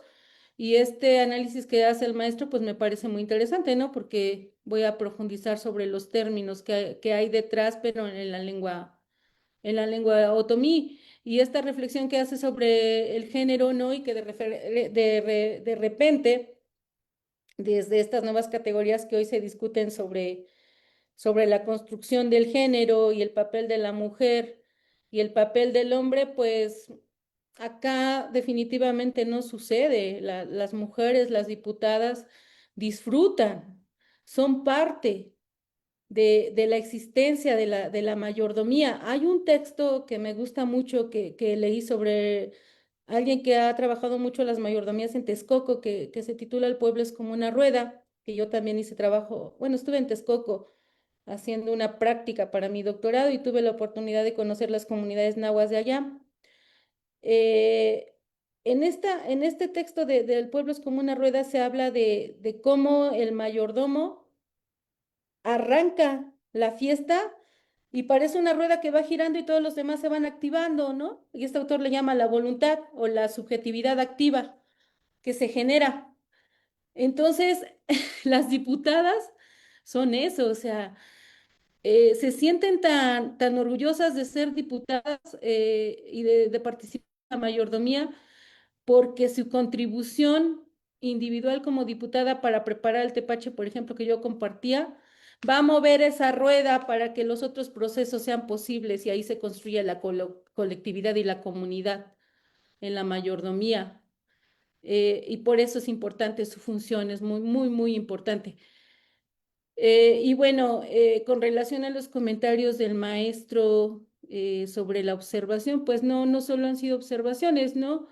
He estado inmersa en los procesos. Sí, yo creo que una dificultad para hacer investigación en estas comunidades, y yo misma lo he dicho y lo he reconocido con mis propios estudiantes que hablan otomí, es que definitivamente ellos que son hablantes de la lengua y que están allí deben de hacer investigación sobre sus propias comunidades y escribir porque tienen un análisis más profundo al conocer la lengua y les permite pues inmiscuirse más profundamente en la cultura, pero pues hay intereses de otros, ¿no? Por también inmiscuirse, como en mi caso, estando allí 10 años era imposible que no me involucrara.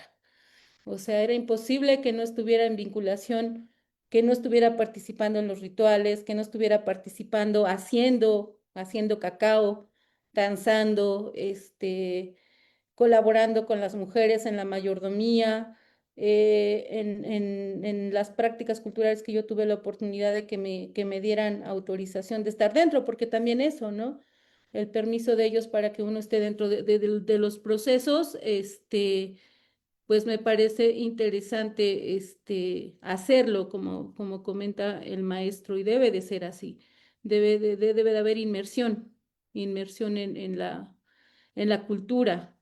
Y bueno, Claudia, pues, este, en algunas comunidades, yo puedo hablar específicamente de San Nicolás, que totalmente las asambleas son llevadas en otomí, son totalmente llevadas por hombres.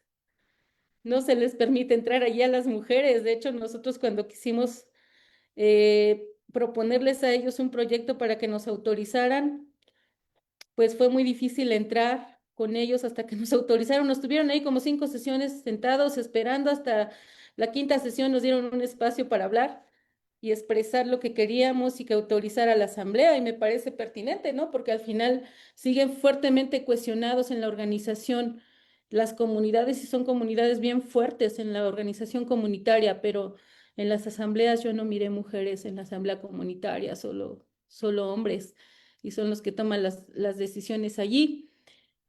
Y bueno,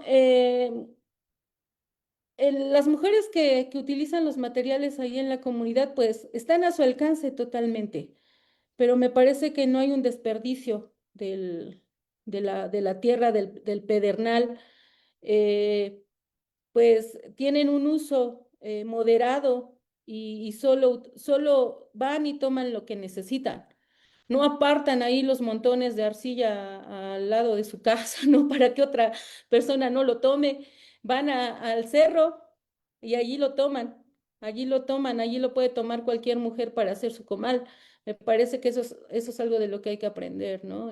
No están apartándose los materiales para que yo lo tenga y tú no lo tengas, ahí pueden tener acceso todo mundo. Y bueno, el valor de la prenda, lo que tú decías, pues ellas saben que mucha gente no valora su trabajo, ¿no? Y que de repente existe este regateo por el precio, porque pues 4,000 pesos para los salarios que existen en México, definitivamente es complejo adquirir una prenda. Y ellas lo que han hecho, muchas mujeres en la región también me parece interesante, han generado cooperativas comunitarias. Yo incluso tuve estudiantes en la universidad que ahora tienen cooperativas y son totalmente de mujeres, jóvenes, hijas y madres, que ellas hacen sus prendas y exportan muchísimo, ¿no? Exportan muchísimo y pues ahora han generado prácticas interesantes de colocar quién lo borda, de qué comunidad es en las etiquetas, que me parece eso también pues me parece que es una aportación interesante desde lo local para lo global, porque podemos portar una prenda y no sabemos quién la hizo, qué significado tiene.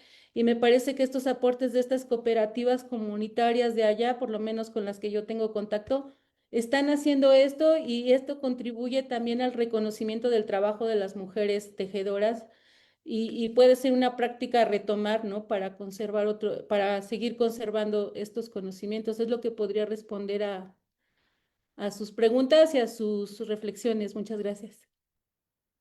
Gracias, doctora. Definitivamente no todo el mercado es capitalista, afortunadamente, y todavía.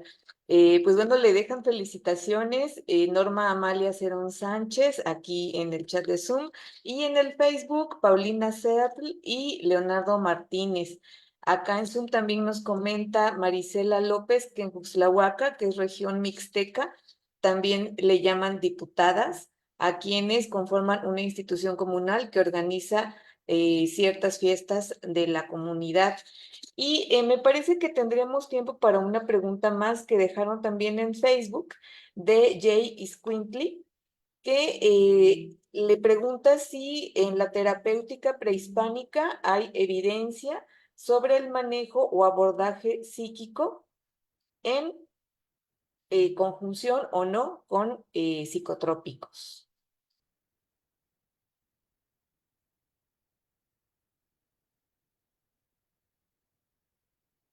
Es un tema que yo no manejo, entonces no me atrevo a responderle porque no le daría una respuesta correcta al respecto.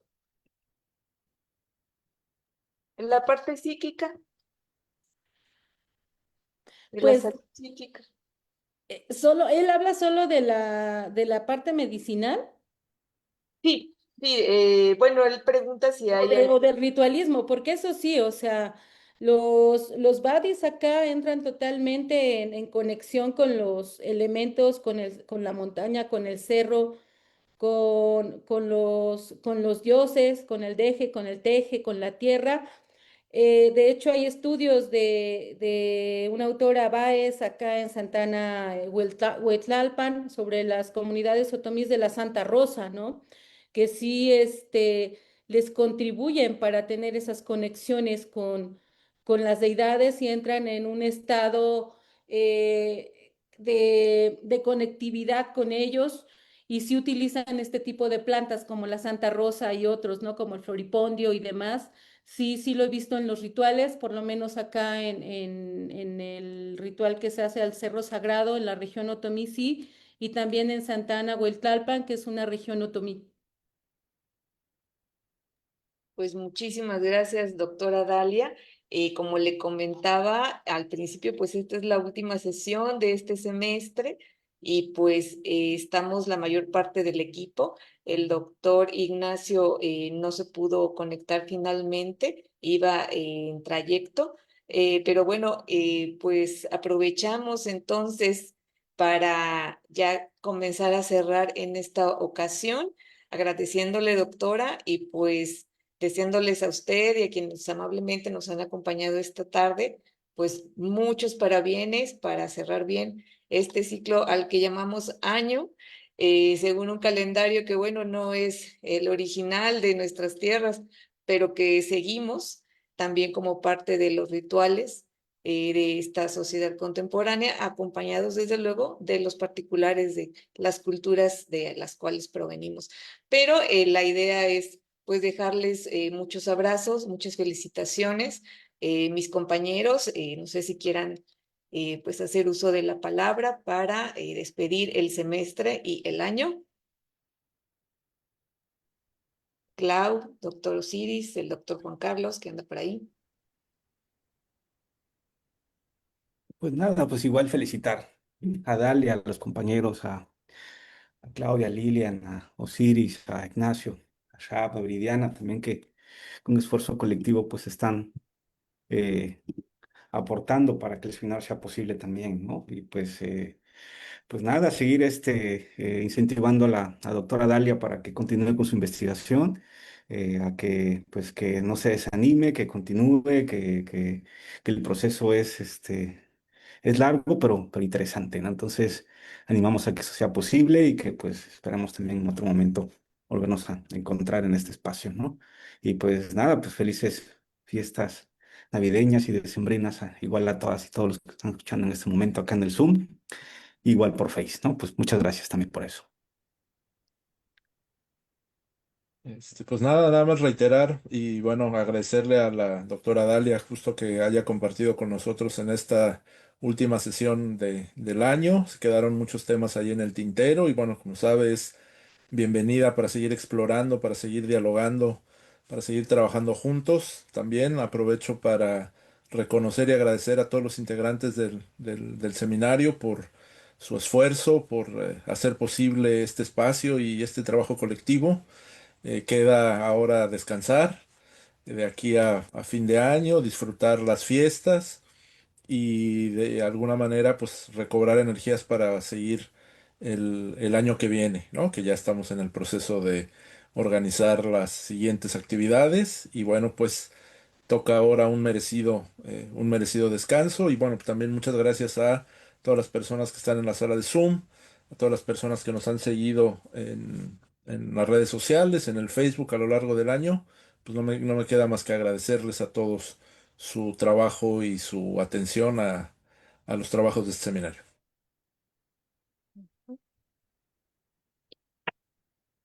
Y yo también quiero agradecer principalmente a la doctora Dalia que cerramos con esta ponencia de manera muy especial con usted en un tema bastante interesante, importante y de que va a dar mucho para seguir trabajando en este seminario. Eh, También agradecer a todos los compañeros del seminario que no han faltado y han estado aportando muchísimo, porque de eso se trata, de ser un trabajo colectivo, un trabajo conjunto y también a todas las personas que nos siguen. el abrazo y felicitaciones a todos por los logros de este año y vamos a trabajar en el siguiente.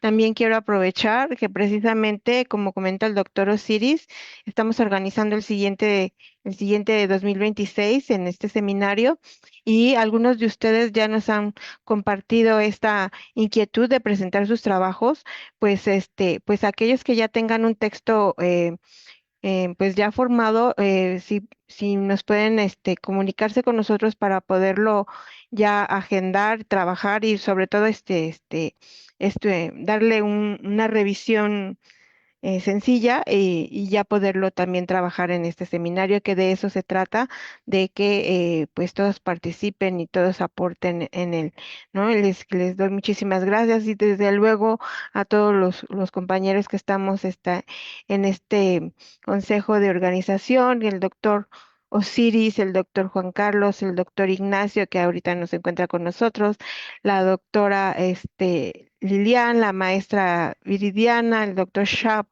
y Viri siempre está atrás pero es parte importante y de verdad, muchísimas gracias y bueno, a cada uno de ustedes. Hasta aquí, gracias. Les recordamos que se quedan los videos de las sesiones en la página de Facebook y en la de YouTube. Ay, pues, si un día de estos tienen un ratito, pues bueno, pueden ir a entretenerse un par de horas ahí a la fanpage. Doctora, dale unas palabras finales. Pues muchísimas gracias por todos los comentarios, las reflexiones. Hay mucho aprendizaje en el seminario. Felicidades por pues mantener este seminario porque no es fácil tener este tipo de proyectos y agradecerles nuevamente la invitación y bueno, desearles lo mejor en 2026. Muchísimas gracias.